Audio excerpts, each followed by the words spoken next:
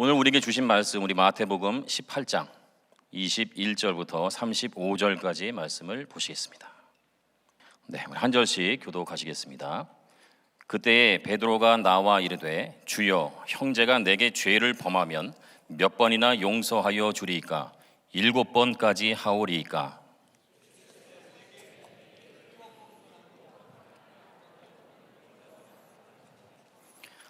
그러므로 천국은 그 종들과 결산하려 하던 어떤 임금과 같으니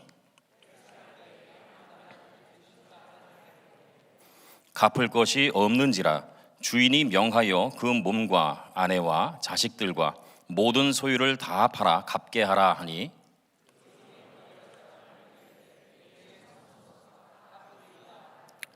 그 종의 주인이 불쌍히 여겨 놓아 보내며 그 빚을 탕감하여 주었더니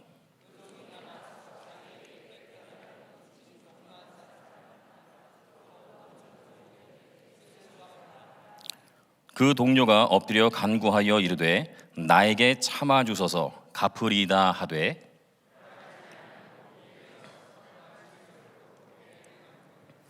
그 동료들이 그것을 보고 몹시 딱하게 여겨 주인에게 가서 그 일을 다 알리니,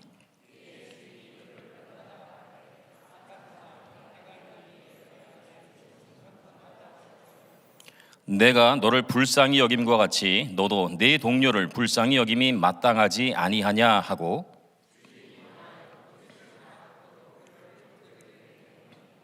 같이 읽겠습니다. 너희가 각각 마음으로부터 형제를 용서하지 아니하면 나의 하늘 아버지께서도 너희에게 이와 같이 하시리라. 아멘. 새해가 밝았습니다. 우리는 지금 2025년도 첫날 첫 번째 수요 예배를 드리고 있습니다.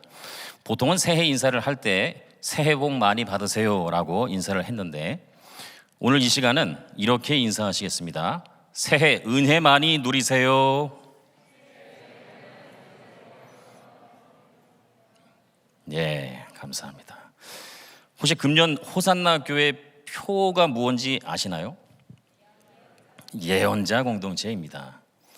보통 예언이라고 하면 앞으로 일어날 일을 미리 말하다라는 정도로 일반적으로 그렇게 이해합니다. 맞습니다.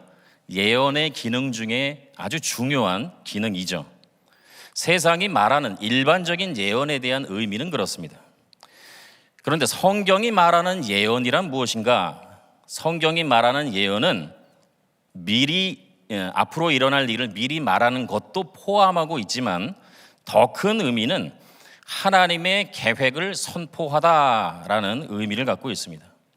하나님은 당신의 계획을 꿈이나 환상이나 기적을 통해 말씀하시고 그것을 예언자에게 예언하게 말씀하시죠. 그래서 지금도 꿈이나 환상이나 기적을 통해서 충분히 하나님은 역사하실 수 있습니다. 다만 그것을 성경을 통해서 점검하는 작업이 필요합니다. 성경은 기록된 하나님의 말씀입니다. 예언자 공동체라는 표현 안에는 다양한 의미를 생각해 볼 수 있겠지만, 오늘은 그 중에서 기록된 하나님의 말씀대로, 즉 성경대로 사는 자들이라는 측면에서 예언자 공동체를 함께 생각해 보도록 하겠습니다. 2025년도 새해에는 우리 자신이 성경을 더 잘 이해하고 내가 이해한 하나님의 말씀, 성경을 다른 이들에게 우리의 삶으로 선포하는 그런 한 해가 되길, 그런 예언자 공동체로 세워지길 주님의 이름으로 축복합니다. 큰 건물일수록 뼈대가 아주 중요합니다. 마태복음은 대형 건물이라고 할 수 있습니다. 마태복음은 5개의 큰 기둥으로 이루어져 있어요. 5장, 6장, 7장, 그것을 하나님, 나라와 의의 주제를 다루고 있는 큰 기둥이라고 말할 수 있고요. 두 번째는 10장에 하나님 나라의 선포, 선교, 그래서 이 제자를 파송하는 그런 내용을 담고 있습니다. 세 번째 기둥은 13장 비유가 쫙 나와 있어요. 하나님 나라의 비유. 네 번째는 오늘 우리가 보고 있는 18장 말씀입니다. 하나님 나라의 공동체. 그리고 다섯 번째가 24장, 25장 하나님 나라와 마지막 심판이라는 주제를 다루고 있습니다. 이 다섯 개의 기둥 전후에 내러티브, 이야기가 또 소개되고 있습니다. 마태복음은 그렇게 구성되어 있는데요. 오늘 우리가 보고자 하는 이 본문은 18장이죠. 그래서 18장의 전후 문맥을 간단히 살피면서 오늘 주어진 비유의 말씀을 한번 살펴보도록 하겠습니다. 먼저 마태복음 18장은 천국에서는 누가 큰 자입니까? 라는 질문으로 시작합니다. 예수님은 어린아이 하나를 데려다 놓고 시청과 교육을 시작하시죠. 나를 믿는 이 작은 자 중 하나를 실족하게 하면 차라리 연자맷돌이 그 목에 달려서 깊은 바다에 빠뜨려지는 것이 낫다, 이렇게 말씀하실 정도로 천국에서는 이 어린아이와 같은 자가 가장 큰 자다라는 것을 강조하십니다. 그 어린아이와 같은 자를 실족하게 하는 그것에 대한 대가가 얼마나 큰 것인지 차라리 연자맷돌이 그 목에 달려 깊은 바다에 빠뜨려지는 것이 낫다. 왜냐? 형벌은 그보다 클 것이기 때문이다라는 얘기죠. 여기서 작은 자를 실족하게 하다라는 이 표현은 그 작은 자를 죄짓게 하다라는 뜻입니다. 실족하다라는 말은 죄를 짓게 하다라는 뜻입니다. 얼마 전에 물이 바다 덮음같이라는 뮤지컬을 했었는데 몇 개월 전부터 하루에 한 대여섯 시간의 그런 연습을 통해서 계속 그 팀워크를 다져서 공연을 하게 되었는데요. 저는 그 공연을 참고로 저도 나왔었습니다. 어떤 분들은 언제 나오셨어요? 라고 지금도 질문하시는데 잠깐 스쳐 지나가듯이 나왔었고, 또 어떤 분 있잖아요, 그 사또 아니고요, 장군입니다. 장군. 장군의 모습으로 잠깐 나왔었는데 제가 그 연습을 하면서 또 그 시간을 가지면서 참 기뻤던 게 정말 이 맑은 청년들과 함께 이 시간을 공유하고 있다는 게 정말 기뻤습니다. 그리고 이 청년들을 알게 되었다는 것, 그리고 어린아이들, 청년들, 거기서 또 함께했던 집사님들을 알게 되는 그 시간들이 너무 저에게 행복한 시간이었습니다. 그런데 공연 당일날 이제 분장을 막 하면서 저 음료수 시키려고 하는데 주문하세요. 그랬어요.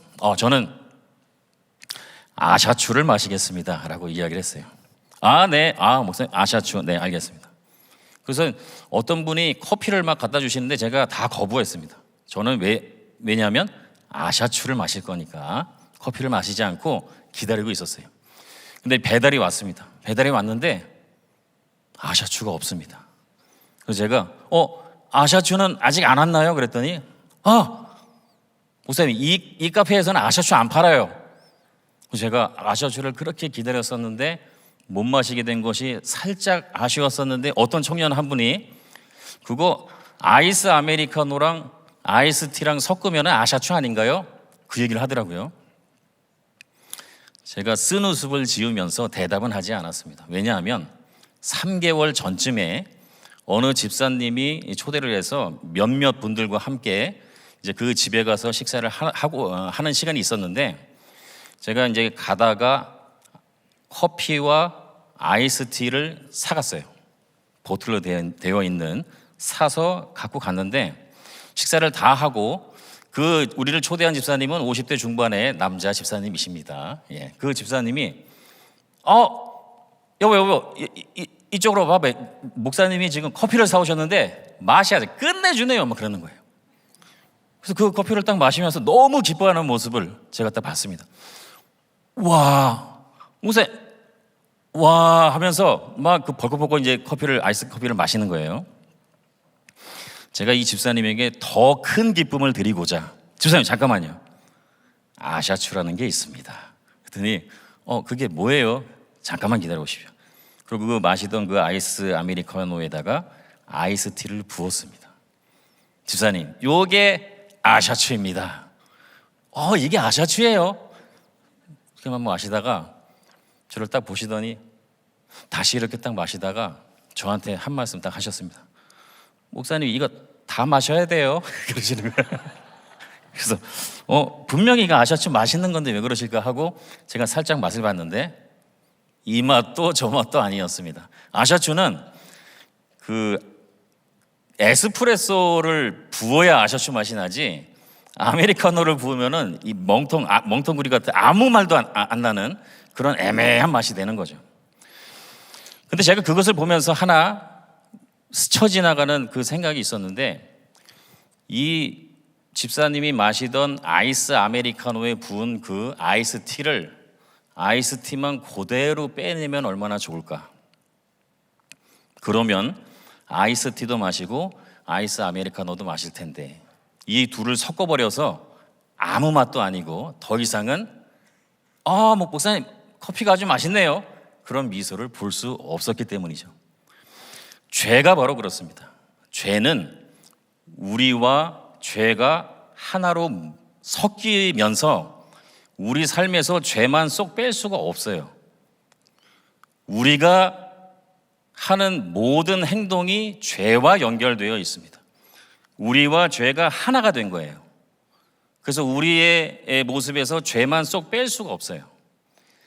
그것을 예수님이 십자가에 당신의 목숨을 내어주시면서 우리를 죄로부터 구원하신 거죠. 우리의 능과 힘으로는 도무지 죄의 문제에서 우리 스스로를 구원할 수 없었는데 예수님이 친히 당신의 목숨을 내어주심으로 우리를 죄로부터 구원하신 거죠. 그러니 누군가를 실족하게 한다, 누군가를 죄짓게 한다, 그것은 굉장히 무서운 거죠.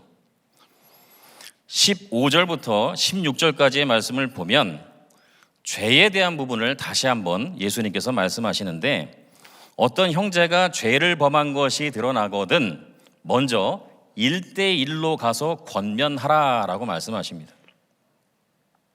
권면해서 알아듣고 회개하면 제일 좋죠. 그런데 권면했는데도 부인하고 모르겠다라고 하고 하면 두세 사람이 증인이 되어 그 형제에 가서 권면하라라고 말하고 있어요. 최소한의 증인들만 구성해서 권면하라라는 거예요. 최대한 비공개적으로 권면하라는 겁니다. 왜냐하면 이 권면은 죄 지은 형제를 형벌을 주기 위함이 아니라 그 형제가 죄로부터 오히려 본인이 회개함으로써 돌이킬 수 있는 기회, 회복의 기회를 주기 위함이기 때문에 이렇게 하라고 말씀하신 거죠. 그런데 그럼에도 불구하고 계속해서 죄를 회개하지 않는다면 교회가 가서 마지막으로 권면하고 그래도 듣지 않으면 이방인처럼 대하라라고 말씀하시는 거죠. 왜냐하면 죄에 대해서 그 정도로 무디게 심각성을 전혀 깨닫지 못하는 사람은 제자 공동체, 하나님 나라의 공동체에 맞지 않는다라는 것입니다. 그렇다면 어떤 형제가 죄를 회개했어요. 회개하지 않는 이에 대한 이야기는 간략하게 넘어갔는데 회개를 했어요. 그런데 또 죄를 지어요. 또 회개를 했어요. 또 죄를 지어요. 그럼 이거 언제까지 이 사람을 기다려줘야 합니까? 라는 질문이 생길 수 있습니다. 베드로가 그 질문을 하죠. 21절에 주여, 형제가 내게 죄를 범하면 몇 번이나 용서하여 주리이까?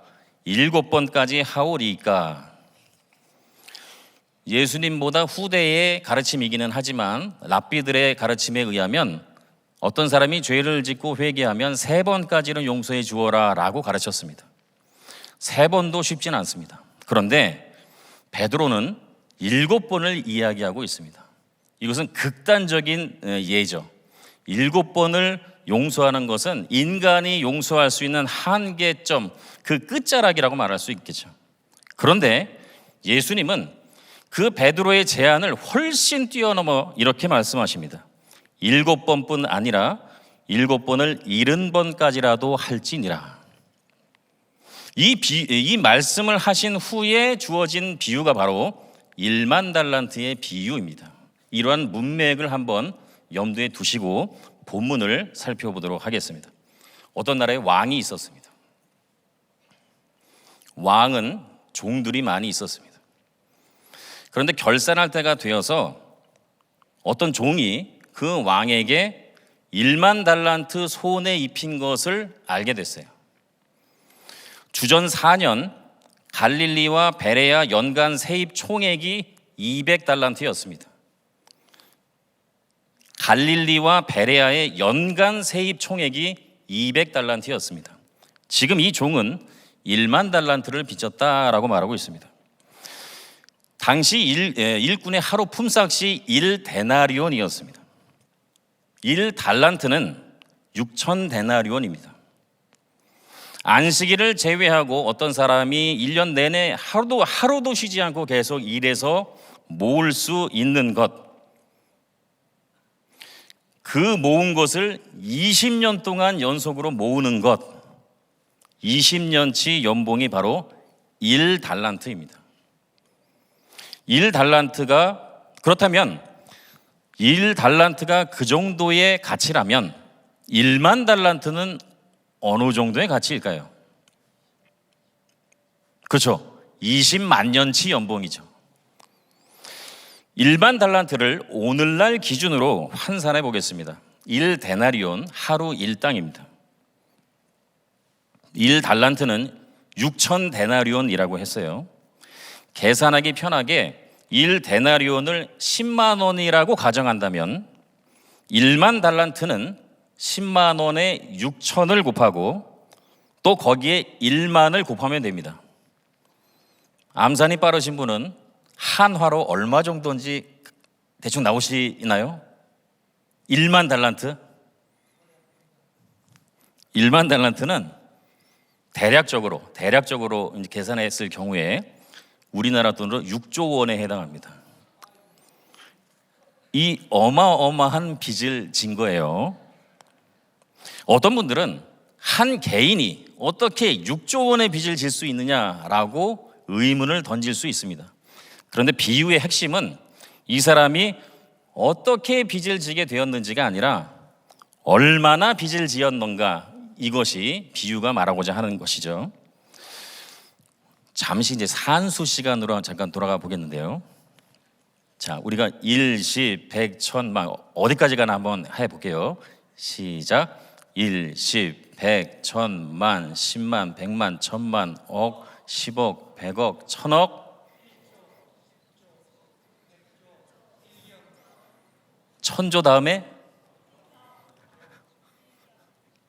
경, 십경, 백경, 천경, 해. 혹시 해 다음에 뭔지 아시는 분 계세요?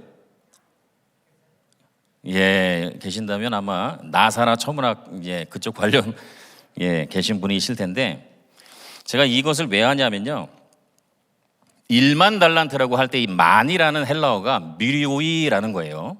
미리오이라는 것인데 1세기 당시 헬라어로 표현할 수 있는 숫자 단위 중에서 가장 큰 게 1만 미리오이였습니다. 헬라어의 숫자 단위 중에서 가장 큰 거예요. 그리고 달란트는 탈란톤, 당시 1세기 당시 헬라어로 표현할 수 있는 가장 큰 무게 단위입니다. 가장 큰 숫자 단위와 가장 큰 무게 단위의 결합이 1만 달란트입니다. 그렇다면 이 말은 헬라어로 표현할 수 있는 가장 크고 중한 것, 그것을 상징적으로 나타내고 있는 거죠. 이렇게 큰 빚을 진 사람을 주인은 모든 빚을 탕감해주고 놓아주었습니다. 그런데 이 종이 자신에게 100데나리온 빚진 동료를 옥에 가두었습니다. 보다 못한 다른 동료들이 종의 이 악행을 주인에게 고했죠. 이 말을 들은 주인이 종을 불러다가 이렇게 호통을 칩니다. 악한 종아, 내가 빌기에 내가 네 빚을 전부 탕감하여 주었거늘, 물론 우리말은 아닐 거예요. 내가 너를 불쌍히 여김과 같이 너도 네 동료를 불쌍히 여김이 마땅하지 아니하냐, 이렇게 호통을 친 거죠. 주인은 종이 1만 달란트를 빚진 것에 대해서 노하지 않았었어요. 다시요, 종은 주인이 1만 달란트라는 큰 빚을 진 것에 대해서는 노하지 않았습니다. 도리어 그를 불쌍히 여기고 빚을 탕감해 줬죠. 그런데 주인이 노한 것은 종이 큰 은혜를 받고도 동료를 인색하게 대한 것, 이 부분이 주인이 노한 부분이었습니다. 35절은 비유의 핵심을 요약적으로 진술해 줍니다. 너희가 각각 마음으로부터 형제를 용서하지 아니하면 나의 하늘 아버지께서도 너희에게 이와 같이 하시리라. 죄를 용서하시는 하나님의 은혜로 말미암아 제자가 생겨났죠. 제자 공동체인 교회가 생겨났습니다. 교회는 용서를 기반으로 존재합니다. 용서는 교회의 대표적인 정체성입니다. 용서하지 않는 제자는 제자라 말할 수 없습니다. 용서가 멈춘 교회는 교회라고 말하기 어렵겠죠. 마태복음 6장 9절부터 13절은 이른바 주기도문을 소개하고 있는데요, 이 주기도문 바로 다음에 이런 말씀이 있습니다.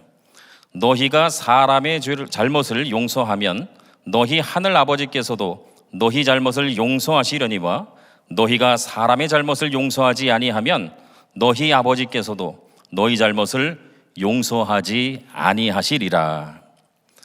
하나님의 용서를 통해 하나님과의 관계가 회복된 제자는 하나님을 아버지라 부르며 주기도문, 즉 하나님과 기도로 소통할 수 있게 되었습니다. 그것이 얼마나 큰 은혜인지 깨달은 제자는 다른 사람을 기꺼이 용서하면서 살게 됩니다. 그렇게 다른 사람을 용서할 때 자신을 용서하신 하나님의 은혜를 다시금 되새기게 되는 거죠. 비유에서 종은 그 큰 은혜를 받았음에도 불구하고 동료를 옥에 가두었습니다. 종은 그 큰 은혜를 받고도 동료를 인색하게 대하고 있는 것입니다. 그 이유는 1만 달란트라는 큰 빚을 탕감해 준 주인의 은혜를 쉽게 망각했기 때문이죠. 하나님의 용서하심을 진심으로 받아들이는 제자는 다른 사람의 잘못을 기꺼이 용서할 수 있습니다. 제자는 서로를 용서하는 것 정도가 아니라 그 사람과의 깨어진 관계를 회복하기 위해서 적극적으로 나서는 그런 모습을 보이는 자들입니다. 그렇게 다른 사람을 용서하고 깨어진 관계를 회복하면서 제자는 자신을 용서하신 하나님과 자신의 관계를 회복하신 그 하나님의 은혜를 날마다 현재형으로 되새기게 되는 겁니다. 그런데 비유를 살피면서 한 가지 더 짚고 넘어가야 할 것이 있습니다. 23절을 보면 그러므로 천국은 그 종들과 결산하려 하던 어떤 임금과 같으니, 여러분, 이 1만 달란트의 비유는 천국 비유입니다. 성경에서 천국이라는 단어가 나오면 그것은 하늘나라를 한자어로 바꾼 것이고, 하늘나라는 하나님 나라를 애둘러 표현한 것이다. 다시 말해서 천국은 하나님 나라를 말하고 있는 것이다. 이것을 항상 기억하셔야 합니다. 이 비유는 하나님 나라를 말하고 있다라는 거예요. 하나님 나라는 하나님의 통치하심, 하나님의 다스리심, 이것을 의미합니다. 제자가 된다라고 하는 것은 하나님의 용서를 기반으로 한다고 했어요. 그리고 용서를 기반으로 하나님과의 관계가 회복된 제자는 하나님 나라를 살게 돼요.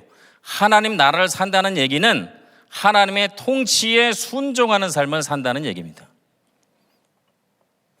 제자가 되었다고 해서 기계적으로 다른 사람을 용서하는 것은 아닙니다. 하나님 나라의 제자는 자신의 삶에서 용서가 나타나고 있는지 아닌지 계속해서 살펴야 합니다. 내가 하나님의 통치를 받아 다른 사람을 기꺼이 용서하고 있는지, 아니면 그 통치를 거부하고 계속해서 인색한 마음으로 살고 있는지 우리는 스스로 돌아보아야 할 것입니다. 한 가을인가요? 두세 달 전인가 그 전주 쪽으로 그 담임 목회를 나간 그 목사님이 한 분 계십니다. 뭐 누군지는 말씀 안 드리겠지만 목소리가 굉장히 커요. 그래서 그 7층 사무실에 있으면 이 끝에서 저 끝에, 이 끝에서 말했는데 저 끝에서 들려요. 근데 이분은 그걸 의도하고 말한 게 아니에요. 그냥 커요. 근데 이분이 베트남에 단기 선교를 다녀왔어요. 베트남에 단기 선교를 다녀오고 나서 그냥 본인이 정말 너무 걱정되고 우려가 되어서 그냥 한 말인데, 저는 저쪽에서 있는데 계속 그게 들리는 거예요. 근데 무슨 얘기를 하냐면, 베트남에 단기 선교를 갔다 왔는데 몸에 자꾸 뭐가 나 막 하면서, 근데 병원에 갔는데도 약이 없대 하면서 막 혼자 굉장히 좀 힘들어하는 거예요. 제가 이제 그거를 듣다가 다른 일을 막 하고 있는데 소리가 이제 커갖고 들린 거거든요. 근데 하고 있다가 정말 진심으로 지금 걱정을 하고 있네, 염려를 하고 있네, 이런 생각이 들어서 그 목사님께 다가갔습니다. 목사님, 혹시 베트남 다녀오셨죠? 그러니까 네, 베트남 다녀오셨는데 혹시 뭐가 나죠? 뭐가 막 나요. 그 병원에 가도 소용없다고 말할걸요? 소용없어요. 그거 목사님 아세요? 그거 연병이네. 그래서 제가 그 목사님이 연병이요? 그러면서 한번 같이 막 웃고 나서 또 조금 있다가 이거 몸에 뭐가 이거 연병이지 하면서 본인이 스스로 웃으면서 그것을 풀어가는 것을 제가 같이 경험한 적이 있습니다. 우리는 어떤 문제가 있을 때, 무언가 때문에 고민하고 있는 사람을 만났을 때 쉽게 정답을 제시하려고 합니다. 어려움에 빠져 있는 사람에게 정답을 제시하려고 하는 것이 일반적인 우리들의 모습인데, 사실 그 사람이 정말로 필요로 하는 것은 정답이 아니라 공감이죠. 힘들어하고 어려워하는 사람에게 필요한 것은 함께 웃어주고 울어주며 곁을 내어주는 것, 옆에 있어주는 겁니다. 잘못을 저지른 형제를 대할 때 우리는 먼저 공감하는 마음을 가져야 합니다. 공감은 다른 사람을 이해할 수 있게 해주는 신비로운 능력이 있습니다. 그리고 그 잘못에 대해서도 우리가 이해하고 용서할 수 있는 힘을 우리에게 줍니다. 너무 쉽게 원칙을 내세우면서 빠르게 정죄하기보다는 긍휼을 앞세워서 용서하는 저와 여러분이 되시길 바랍니다. 이 말은 무조건 덮어주라는 뜻이 아닙니다. 죄에 대해서는 엄중한 입장을 취하되 잘못을 인정하고 회개하는 형제에게는 기꺼이 용서할 준비로 다가가야 한다라는 얘기입니다. 하나님이 원칙대로 우리를 대하셨다면 우리 중 어느 누구도 이 자리에 있을 수 없었을 것입니다. 비유에서 주인은 종을 원칙보다는 긍휼, 용서하는 마음으로 대하는 것을 택했습니다. 교회는 원칙보다는 긍휼, 용서하는 마음이 우선해야 합니다. 처벌보다는 용서할 준비가 되어 있어야 합니다. 말씀을 맺겠습니다. 하나님 나라의 공동체인 교회에서 누가 높고 누가 낮은지를 따지는 것은 무의미합니다.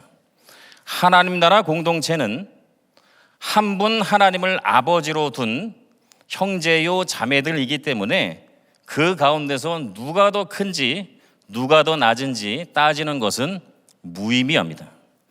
하나님 나라의 공동체를 이루는 모든 성도는 스스로를 작은 자로 여기며 겸손한 마음의 태도를 유지해야 할 것입니다. 그리고 하나님 나라의 공동체를 이루는 모든 성도는 다른 사람을 작은 자로 여기며 그에게 긍휼로 다가가기를 결단해야 하는 것입니다. 하나님 나라의 공동체인 모든 교회는 하나님의 용서하심을 기반으로 세워졌습니다. 따라서 모든 교회는 원칙보다 긍휼, 용서를 택할 준비가 되어 있어야 합니다. 긍휼한 마음으로 서로를 용서하고 또 용서하는 것, 그것이 교회의 정체성이며 바로 그것이 하나님을 세상에 보여주는 방법입니다. 용서는 전염됩니다. 우리가 실천하는 작은 용서가 호산나 교회와 부산과 대한민국 전역으로 번지게 될 것입니다. 이렇게 서로를 긍휼한 마음으로 대하고 주님 오실 때까지 서로를 용서하며 살아가는 것, 그것이 바로 2025년 새해에 호산나 교회를 예언자 공동체로 부르신 하나님 아버지의 마음입니다.